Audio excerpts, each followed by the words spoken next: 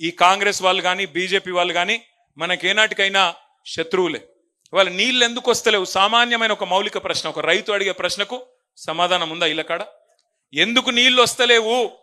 కేసీఆర్ ఉన్నప్పుడు వచ్చినాయి, నువ్వు ఉన్నప్పుడు ఎందుకు వస్తలేవు అంటే సమాధానం చెప్పే సత్తా ఏ సన్నాసికి లేదు కాంగ్రెస్ లో. ఒకడేమో మళ్ళీ కేసీఆర్ని తిడతాడు, నువ్వే తప్పు చేసిపోయినావు అంటాడు ఒకడు. మరి నేను కేసీఆర్ తప్పు చేస్తే ఆయన ఉన్నప్పుడు ఎట్లా వచ్చినాయి నీళ్లు? ఒక మాట.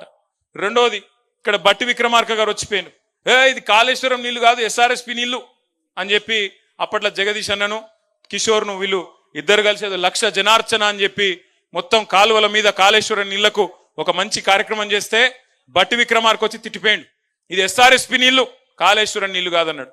సరే, ఇప్పుడు కాళేశ్వరం ఏదో కూలిపోయిందని లేనిది ఉన్నట్టు చూపెట్టే ప్రయత్నం చేస్తున్నారు. నేను బట్టిని అడుగుతున్నా, ఉత్తమన్నని అడుగుతున్నా, బట్టి అన్నను ఉత్తమన్నను ఇద్దరిని.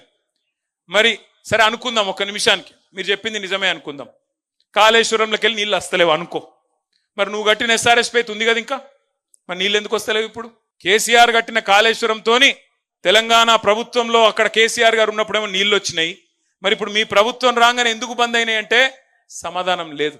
వాస్తవం ఏంది అంటే కేసీఆర్ గారి మీద గుడ్డి ద్వేషంతో, కేసీఆర్ ఆనవాళ్లను ప్రజలు మర్చిపోవాలనే ఒక గుడ్డి వ్యతిరేకతతో మేడిగడ్డలో ఒక్క పిల్లర్ మీద ఒక చిన్న పర్రె పడితే దాన్ని రిపేర్ చేయకుండా 15-16 నెలల నుంచి ఎండబెట్టి అక్కడి నుంచి నీళ్లు కిందికి ఆంధ్రాకు పోతున్నా ప్రేక్షక పాత్ర వహిస్తూ ఇవాళ మొత్తం లక్షలాది ఎకరాల్లో గోదావరి పరివాహక ప్రాంతంలో, మీ తుంగతుర్తిలో, మీ కోదాడలో, మీ సూర్యాపేటలో, పెన్పహాడ్లో పంటలు ఎండుతున్నాయంటే ఖచ్చితంగా ఇది కాలం తెచ్చిన కరువు కాదు, ఇది కాంగ్రెస్ తెచ్చిన కరువు.